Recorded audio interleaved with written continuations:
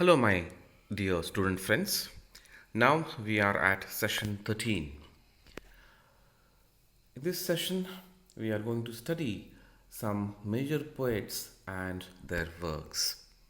Before we start, let us have a quick recap of all that we did in the last session.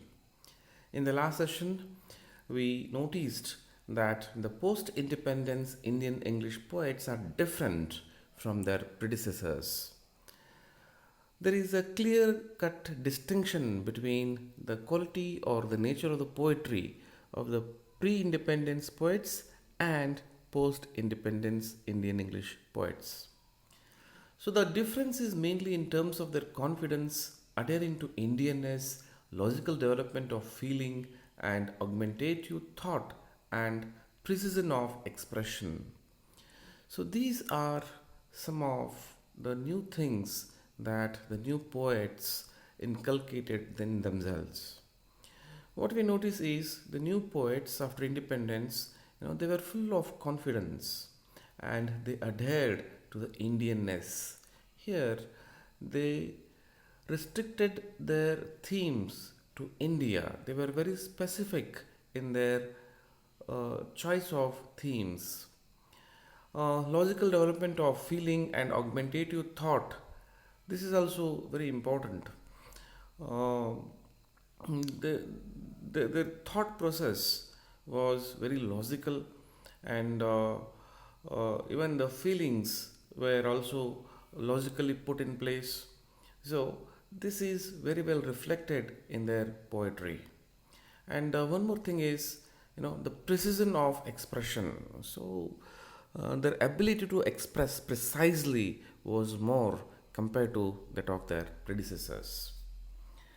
Another thing that we looked in the last class is this, that with the poets like Nissim Ezekiel, Dom Morris, A.K. Ramanujan, Jayant Mahapatra, Kamala Das writing prolifically during the 1950s, a new movement in Indian poetry began.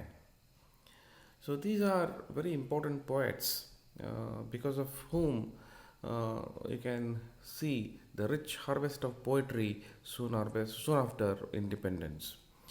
Nissim Ezekiel can be considered as a pioneer of modern English poetry. Along with him, there are people like Dom Morris, A.K. Ramanujam, Jayant Mahapatra, Kamala Das, who were equally competent and produced wonderful poetry after independence. So, the important poets of the independence period. So, the objectives of today's talk is first to introduce you to the Indian English poets of the post independence period, to analyze their contribution to the field of literature in general and poetry in particular, to study in brief the major works of these poets. So, remember these three things we are going to do in the next few minutes. To begin with, uh, before that, these are the outcomes. You should be able to acquaint yourself with the major English poets, and then you should be able to critically analyze the works and contributions of these poets, and also you should be able to assess the major works of important poets of this period. So, these are the session outcomes. So, here we go with important poets of the post independence. The first and foremost, we have Nissim Ezekiel. So, Nissim Ezekiel was born on 16 December 1924. He is from Jewish origin. Okay, he was not only a poet but also an actor, playwright, editor, and art critic. See, you can notice the multi-dimensional personality of Nissim Ezekiel. Most of us know him as a poet, but besides being a poet, he is also an actor, playwright, editor, and art critic. He is considered as the foundational figure in post colonial India's literary history, specifically for Indian poetry in English. So, this is a very important point. Nissim Ezekiel is regarded as the father of modern Indian English poetry. He is the foundational figure in post colonial India's literary history. So, what makes him so great? Obviously, his works. So, we shall just look into his works. Before that, let us see. Before that, we shall see that he was awarded Sahitya Academy Award in 1983 and Padma Shri 5 years later for his contribution to Indian English writing. His most famous works include, see, these are the famous works. One must remember them: Latter Day Psalms, The Discovery of India, The Third, The Unfinished Man, The Exact Name, and Hymns in Darkness. These are some of the major works of Nissim Ezekiel. Don't confuse Discovery of India by the work of Jawaharlal Nehru. Okay, both have got the same title, but the Discovery of India by Nissim Ezekiel is different, and by that of Nehru is different. Uh, well, his poetry dealt with themes of language and its powers and limitations, the craft of writing, religious skepticism, memory, and overwhelmingly what it means to be Indian. So, these are some unique features, or these are frequently appearing ideas in his poetry. See, remember that the craft of writing, religious skepticism, memory, and overwhelmingly what it means to be Indian. So these are some of the frequently appearing themes in his poetry. Here comes the major publications of Nissim Ezekiel. So, Time to Change. Remember, the title itself is suggestive of what is going to change. Okay, A Time to Change, 60 poems, The Third, The Exact Name, Latter Day Psalms. These are some of his major works. With all these collections of poetry turned out by Nissim Ezekiel, A.K. Ramanujam, Dom Morris, the Indian English poetry gained a new momentum. So you saw the contribution or the works of Nissim Ezekiel. His works influenced many other poets such as Dom Morris, A.K. Ramanujam. So the poetry turned out by these people, these trio, it gave a new momentum to Indian English poetry. A kind of experimentation in the choice of themes, style, language, forms, and poetic techniques began to take place, and consequently, the Indian English put on a new face, breathing freshness, novelty, vigor, and vibrancy. So, the poetry coming out of the hands of these masters, okay, it gave a new freshness, new life, new breath to Indian English poetry, and because of that, Indian English poetry gained novelty, vigor, and vibrancy. So, important point, remember this. So, after Ezekiel, we shall go to the next poet, that is A.K. Ramanujan. You can see the picture of A.K. Ramanujan. And before I go to the next slide, let me tell you he is from our very own Mysore. Most of the Kannadigas might not be knowing that A.K. Ramanujan is from Mysore. Most think that he is a Tamilian, but it is not so. So, A.K. Ramanujan, poet, translator, folklorist, and philologist. A.K. Ramanujan was born in Mysore, India. He earned degrees at the University of Mysore and Deccan College in Pune and PhD from Indiana University. Ramanujan wrote in both English and Kannada, and his poetry is known for its thematic and formal engagement with modernist transnationalism. So, um, just notice here, again, like Nissim Ezekiel, he was not just a poet, but also he was a translator. So, when I say A.K. Ramanujan was a translator, I must mention here that A.K. Ramanujan translated the work of U.R. Anantamurthy by name Sanskara into English. Sanskara is a very phenomenal work, and you are Anant Murthy received not Nobel, Jnanapith Award for his work, and this work was translated into English by A.K. Ramanujan. A.K. Ramanujan issues such as hybridity, transculturization figure prominently in such collections as Second Sight, Selected Poems 1976, and The Strides 1966. The collected poems of A.K. Ramanujan, published in 1995, received Sahitya Academy Award after the author's death. So, notice some of his publications. They are indeed famous for their issues like hybridity and transculturalization, and because they form these things form the major part of his poetry. So now we go to the next poet, that is Dom Morris. Dom Morris is an Indian writer and poet who published nearly 30 books in English language. He is widely seen as a foundational figure in Indian English literature. His poems are meaningful and substantial contribution to Indian and world literature. His important works are A Beginning, Poems, John Nobody. So these are his works in poetry.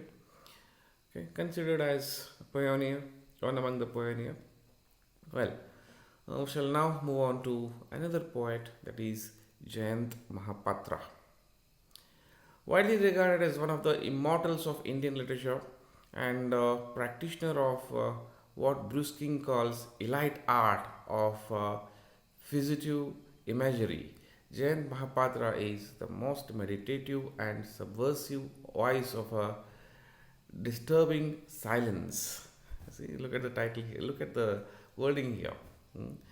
Mahapatra is the most meditative and subversive voice of a disturbing silence in world poetry. Significantly, his concern for the dispossessed rustic, that is rare among the urbanized Indian poets writing in English, marks him out as a tragic rebel, writes K. Sachidanandan about Mahapatra's poetry.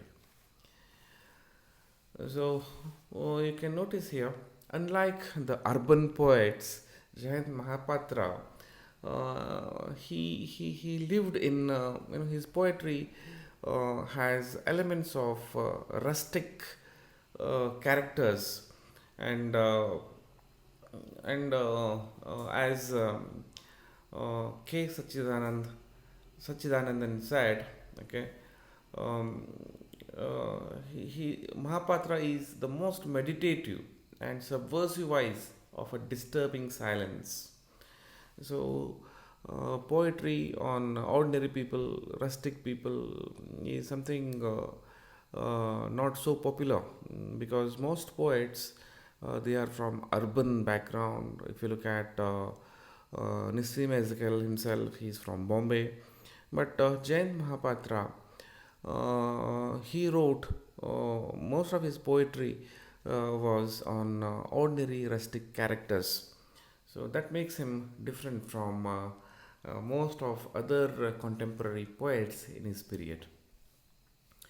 Affectionately described as a native Neruda, his relationship with Indian poetry in English is defined by dreams, layered experiences of mythic forms of memory, and Elizaic engagement with language, landscape, and history of the virtuous waters of the hidden springs of the Mahanadi.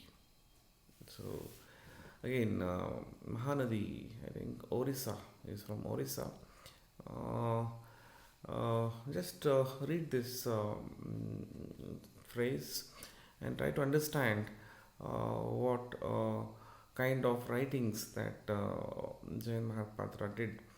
Affectionately, he is described as a native of Neruda. His relationship with Indian poetry in English is defined by dream layered experiences of mythic forms of memory and elegiac engagement with the language, landscape, and history of the virtuous waters of the hidden springs of the Mahanadi. Well, his important works include Hunger in 1976. When I say hunger, you should immediately imagine common man, ordinary man.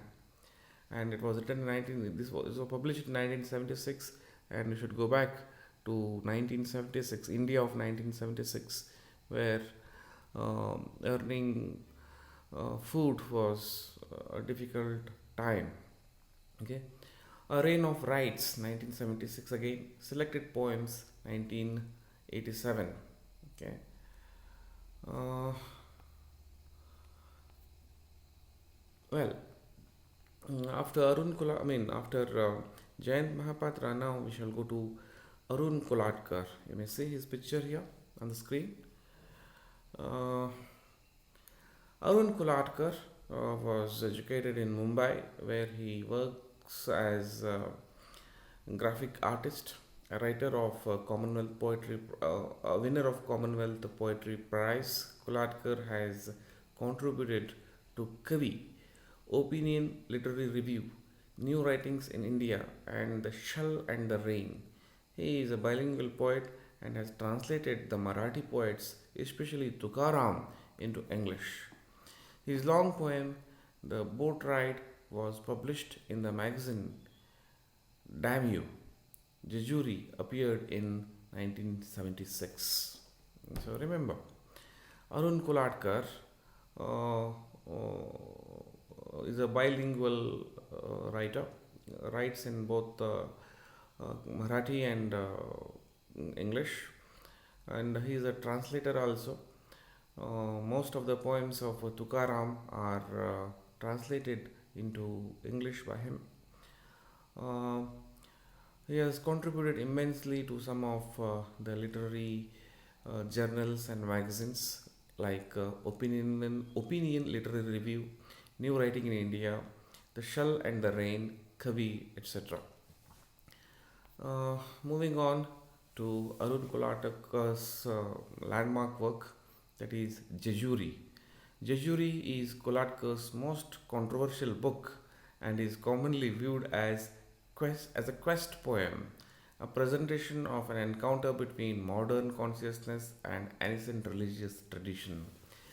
Notice that you are going to study a poem by him.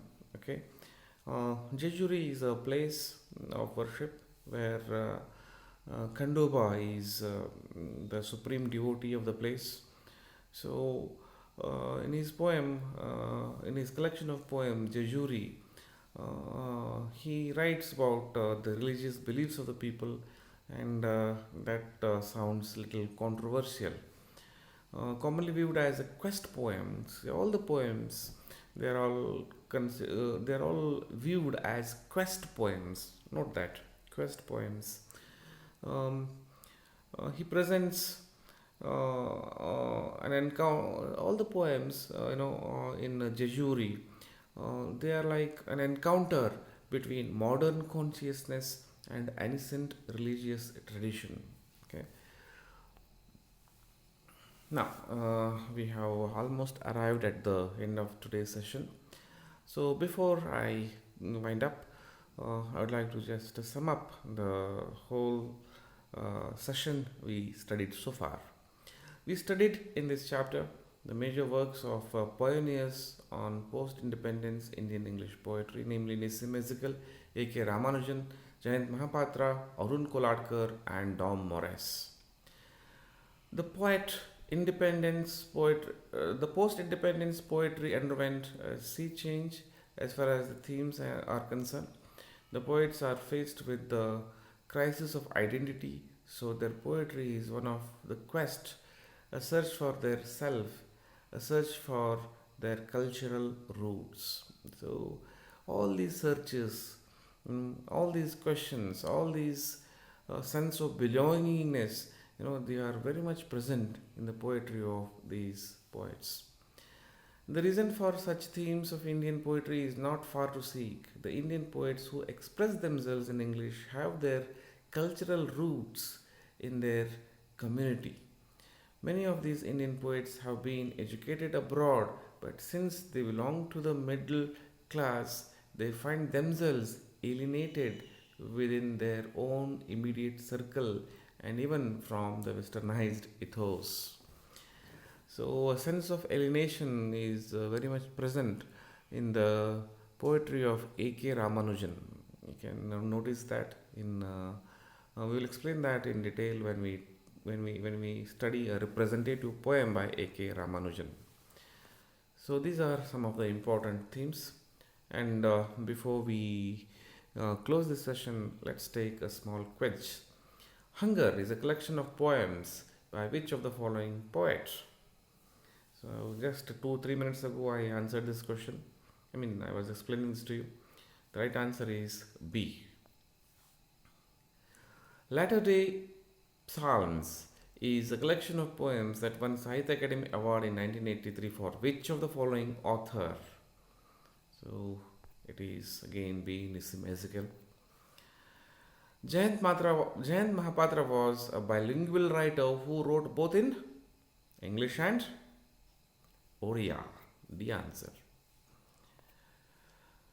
Who translated your Anantamurthy Sanskara into English? I think I told you. It is A.K. Ramanujan. Who is the poet who wrote the famous poem on killing a tree? I think I haven't mentioned this in the lecture, but the answer is Jeev Patel. So here are some of the references you can use for your further reading. So with this, we are going to close this session, and we are going to meet with another set of writers in the next session. Okay, thank you very much.